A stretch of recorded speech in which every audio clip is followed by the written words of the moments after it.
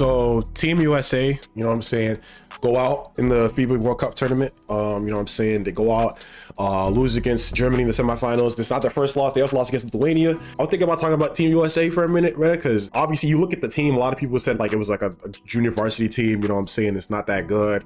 And honestly, I think I was on the contrary, to be honest. I thought they could make some noise, you know what I'm saying? I thought it would definitely be competitive, especially because you don't have like the top players in the league. But I thought it was cool how they let the youth, the young ones play, you know what I'm saying? And I know it was gonna be the international competition's getting better, obviously, and then you know, you get a chance for the young guys to get some rub and stuff like that. Well, I think a clear problem that people seen was that I feel like people weren't really thinking about the actual problems with the team, which is like two things, right? Of the roster construction and the kind of the mentality that some of the kind of players have on the court, which is part of the problem. And then also something that I'm not gonna talk about this video, but you can see in a different video that this other guy made about it. Team USA is basically just Team Nike, bro. Like 90% of them are Nike.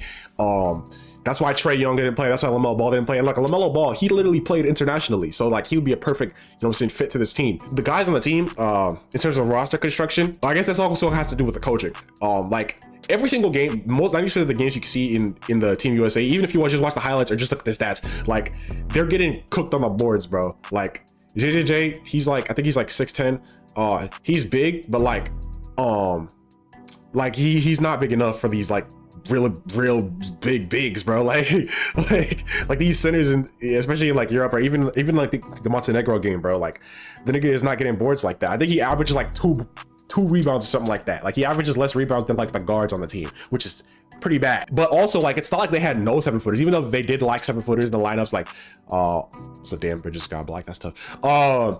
Yeah, they did like bigs, but like you still had like Walker Kessler. Paolo's big as hell. Like you could have played like different lineups, but they basically just had JJJ as the only big out there. Like the only real big out there is just JJJ. So it's like he was basically by himself. You know what I'm saying?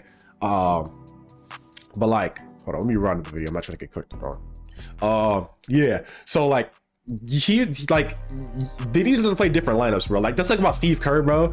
He doesn't make adjustments like that, bro. He makes adjustments, not all the, like he does make adjustments, but like, he's a good coach, but he doesn't make the right adjustments needed at the right time, bro. He was not playing like players that was like getting rebounds, bro. Like on the other half of that, on the other side of the spectrum, which is just the mentality of a lot of players, you saw like a lot of players were just was not like boxing out, like not trying to. It has some like defensive lapses, which is like, that is to say, like some of the players, like for example Brandon Ingram, are a lot of reason why he was struggling. It was like some of these players don't have the mentality of like being able to be like a role player, or just being able to do whatever the team needs from you at any specific moment. So outside of scoring or outside of like being ball dominant. So like and what a lot of people said was like quick decision making. Like Ant low-key had too quick decision making. He was kind of chucking at times, but at the same time it was like, at least that was kind of Ant's role on the team.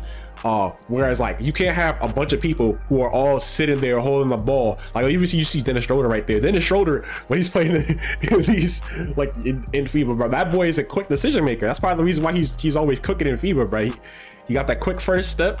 A nigga will shoot, nigga his passing unlocked, all type of stuff. But like quick decisions, like Josh Hart right there, you know what I'm saying? He gets the ball, immediately does something with it. You know what I'm saying? You could either you shoot, you pass, you be a connector. You know what I'm saying? Be an effective catch and shoot player, be a cutter. That's something that's underrated. But the ability to cut, like something that people don't talk about that much. Everyone knows how to cut, but knowing when to cut, that's kind of a basketball IQ type of thing, or like something that you see a lot of role players. You see like role players that turn into like stars, for example, like Halliburton, or role players that, or people that started as role players. So for example, like Halliburton, Austin Reeves, Josh Hart, you know what I'm saying, they know what to do in certain situations, or train to catch and shoot, you know what I'm saying. Even like Jalen Brunson, even though he definitely has a great pace for the game and feel for the game, some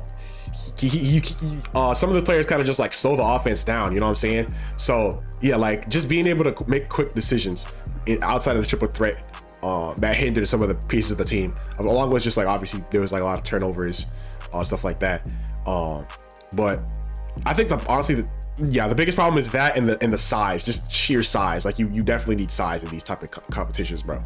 And you need to give Mikal Bridges and Cam Johnson more shots. But I mean he has 17. But yeah, like being able to work off the ball on offense and on defense, you know, not ball watching. And something people mentioned about BI specifically was like, they were like, his like effort in other areas of the game kind of depends on his offensive output. So like he has to like get his offensive rhythm, and once he gets his offensive rhythm, then he's just locked in. Yeah, so like being adaptable is like definitely part of being a good player in any league, really. You gotta be adaptable, even if you're like not in your rhythm in one area of your game. For example, the offense, your offense is not in rhythm, you gotta be able to contribute other ways. Contribute, I said contribute, what is that? But like, yeah, this hopefully is a learning lesson for all the players. I think all of these players are gonna get better on this team, basically. I guess besides like Bobby Portis, but like like I think everybody can take this as a learning experience, you know what I'm saying, to be more team oriented, or maybe not even team oriented, but just be more adaptable to situations and stuff, like and then Steve Kerr, you know what I'm saying, make adjustments, bro, please. Like, tee up, bro.